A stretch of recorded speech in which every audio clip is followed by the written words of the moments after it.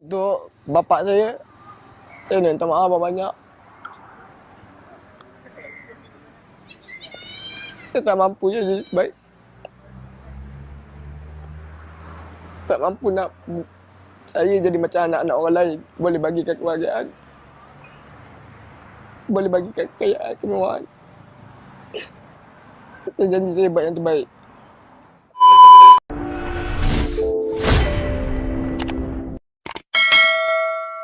Aku Izzat Daniel. Kawan-kawan aku panggil Ijat Pang. Aku duduk dengan keluarga angkat. Mak aku dah lama meninggal. Ayah aku pula, sepanjang hidup aku tak pernah berjumpa. Kisah hitam aku bermulanya di sini. Aku pernah melakukan kegiatan samun dan pecah rumah. Aku perlukan duit untuk mendapat bekalan dadah dan menyara isteri dan anak. Aku terpaksa. Hidup aku tak tenteram. Dan selepas itu, aku menjadi buruan koli.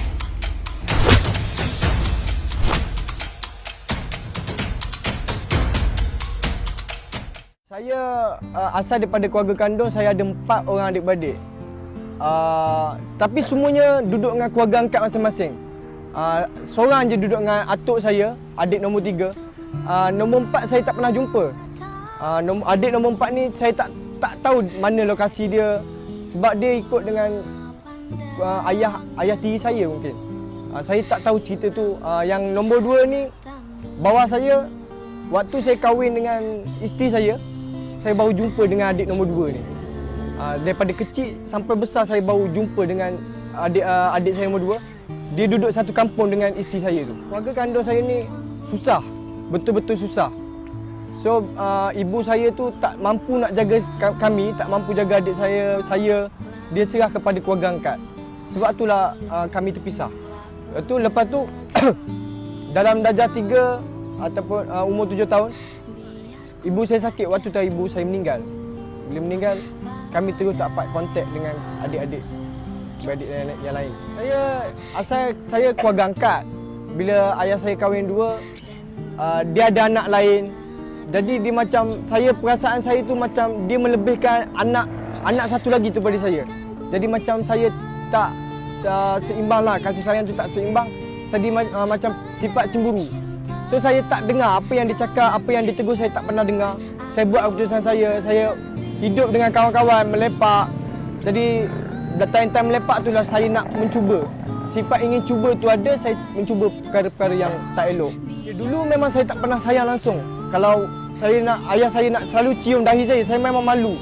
Tapi bila saya dah bebas daripada yang geni, saya rindu ciuman yang dulu dia pernah bagi kat saya rindu sangat-sangat. Waktu kecil dulu, sampailah bebas ni, saya yang minta dia cium dahi saya.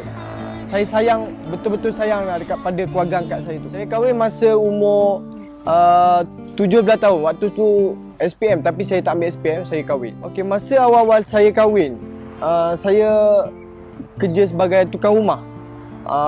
Waktu tu orang rumah saya tak bekerja lah. Cabaran saya dalam rumah tangga ni begitu mencabarlah, sebab selalu bergaduh. Isteri kira nak susu, saya tak ada duit. So saya terpaksa ambil benda-benda yang kira menyambung lah untuk dapatkan duit untuk bagi ke anak saya. Saya tak ada cara lain lagi nak buat. Nak kerja, orang selalu tak terima saya. Orang tengok cara daripada segi pakaian saya, seperti mak dadah, orang takkan ambil lah saya untuk kerja. Okey, penerimaan keluarga mentua lah. Keluarga mentua saya, alhamdulillah, keluarga mentua saya boleh terima, yang ada yang support saya. Okay, semua yang keluarga mentua, keluarga belah isteri saya ni support saya. Dia orang nak berikan kerja, tapi waktu tu saya umur tak cukup lagi. Lala saya bekerja di satu kilang sains Darby sebagai tukang mensi rumput. Saya pindahlah duduk dengan kakak ipar saya, dengan bini saya semua. Saya pindah ke rumah kakak ipar saya. Semasa saya dalam negeri ni, tiap 1 bulan sekali saya akan dapat surat daripada isteri saya. Isteri akan hantar surat dan dia akan ceritakan satu persatu tentang anak saya. Tiap bulan ni apa yang anak saya, apa perkembangan anak saya. Dia ceritakan satu persatu. Kira dalam 3 bulan sekali pula saya berjumpa dengan ayah saya, mak saya. Lepas tu dengan isteri saya. Okey, perasaan saya lepas dia keluar, yang saya paling nak rindu nak jumpa anak saya. Sebab dia membesar tanpa ada saya. Saya pun tak dapat lihat dia daripada berjalan, daripada merangkak, sampailah ke berjalan. Saya keluar-keluar tu saya dapat tengok dia berjalan. Waktu tu saya rasa macam seronok sangat bila tengok anak saya dia boleh berjalan. Mungkin salah saya juga. Waktu tu saya hanyut, masih lagi hanyut. Hanyut dalam dadah. Jadi bila ambil dadah ni tak fikir panjang. Sampai satu tahap tu saya dah nak lari pada dadah sebenarnya. Saya pergi nak belajar, saya minta dengan isteri saya nak belajar. Tapi bini saya tu mungkinlah bagi dia dah tak nak kehilangan saya. Tapi bagi saya fikir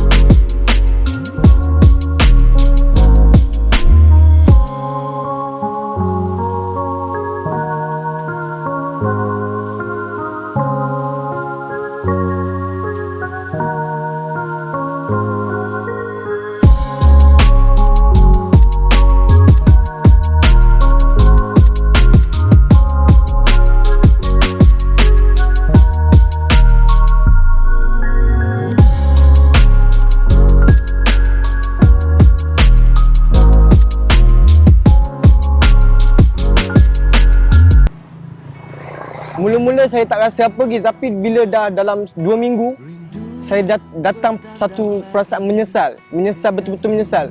Sebab nak buat nak rujuk balik pun dah tak boleh sebab saya dah letak satu talak yang paling tinggi lah.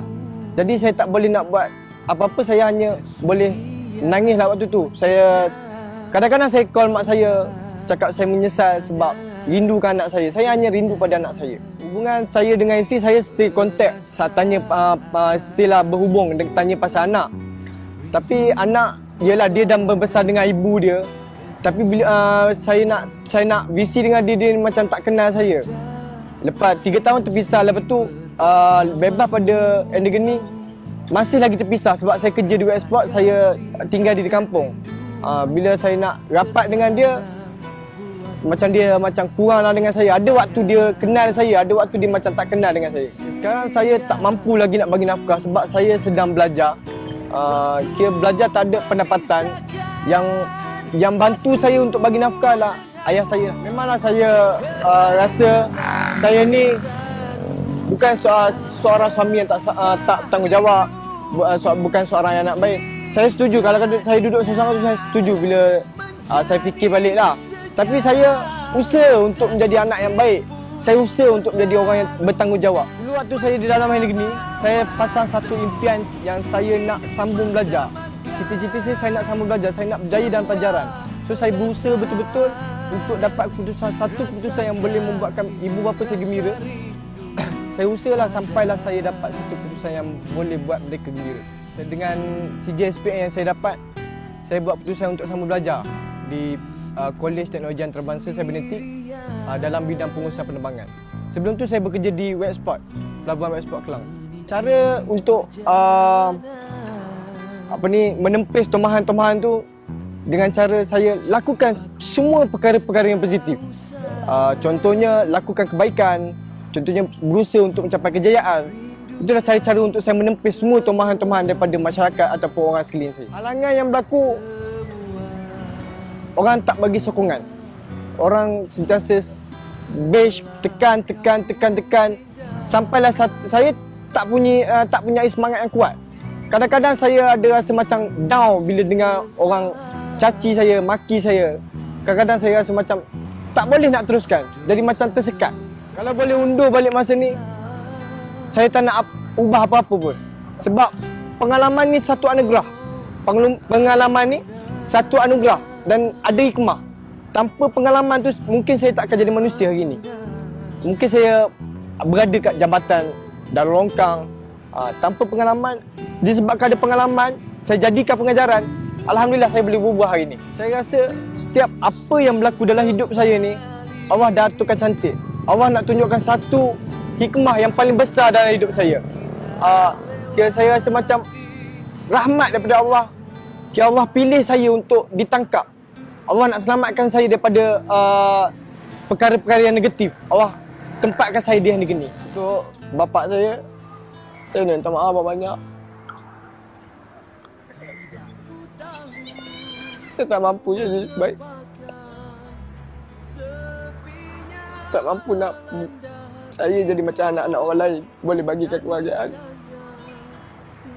Boleh bagikan kekayaan, kemewahan. Saya janji saya buat yang terbaik untuk adik-adik kandung saya. Saya haraplah mereka tak jadi seperti saya. Jangan buat apa yang saya buat. Jangan pernah ikut jejak saya.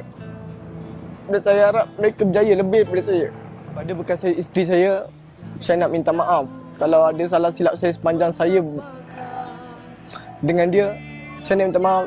Dan saya harap dia bahagia dengan kehidupan dia yang baru sekarang. Pada anak saya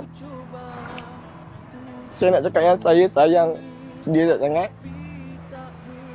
Saya tak mampu nak jadi yang bapa yang terbaik untuk dia. Saya tak mampu nak jaga dia. Saya harap dia membesar dengan ibu baik-baik. Jaga ibu dia baik-baik. Dah besar nanti happy ke gembira ke ibu dia. Setiap orang mesti ada kisah silam. Tapi yang membezakan kita adalah cara kisah cerita yang dicoret kepada masa silam. Tapi kita belajar daripada kisah silam tu, jadikan pengajaran. Kita bangkit dari kisah silam sampailah kita buat yang terbaik untuk diri kita. Jangan pernah tenggelam dengan kisah silam ni. Kita jadi yang terbaik di antara yang terbaik. Dia masuk ke unit akademik, ya. Kami dah buat ujian dan sebagainya, dia belajarlah macam biasa, ya. Sebagaimana pelajar lain, dia masuk di tempat dan sepanjang, ya, proses pembelajaran dia di unit akademik ini, kami guru-guru telah melihat potensinya yang amat besar. Di mana melalui ujian formatif yang kita jalankan, dia juga mendapat markah yang agak tinggi. Dan akhirnya dalam peperiksaan SPM, ya, Izzat telah berjaya mendapat keputusan 5A dalam peperiksaan SPM, termasuklah subjek matematik. Tanpa disiplin, sukar untuk sesiapa pun bangkit daripada masa lalu. Dalam soal Izzat ini, kan, soal disiplin diri dia. Disiplin diri dia adalah tonggak kepada segala usaha untuk dia membuktikan kehidupan dia akan jauh lebih baik daripada sebelum-sebelum ni lah. Buat Izzat, seperti yang selalu saya katakan, tidak ada benda bulat yang datang bergolek, tidak ada benda nipis yang datang melayang. Okey, selagi ada bulan dan bintang, selagi ada langit dan bumi, selagi ada siang dan malam, selagi itulah adanya rahmat Tuhan. InsyaAllah teruslah berjalan, teruslah melangkah perlahan-lahan, dan nikmatilah hidup ini sebagai satu perjalanan yang cukup panjang untuk Izzat terus memberi manfaat kepada diri sendiri, orang lain, agama, bangsa dan juga masyarakat, termasuk juga keluarga, insyaAllah. Pada Rebeng Kuning, saya nak ucapkan terima kasih sebab semua kejayaan saya daripada projek Rebeng Kuning. Mereka yang bantu saya bekerja, belajar, daripada sokongan, motivasi, banyak bantu dan dia banyak menonjolkan apa yang kejayaan saya. Dia membantu daripada segi suntikan semangat lah. Saya harap projek ni dapat diteruskan sampai bila-bila. Kerana inilah satu projek yang memberi peluang kedua. Jadi bila saya dalam projek ni, saya fikir kalau saya buat jahat balik, sedangkan orang dah kenal saya dengan kebaikan. Tapi bila saya buat jahat balik, saya macam takut nak buat jahat balik. Sebab itulah saya rasa bagusnya projek Rebeng Kuning.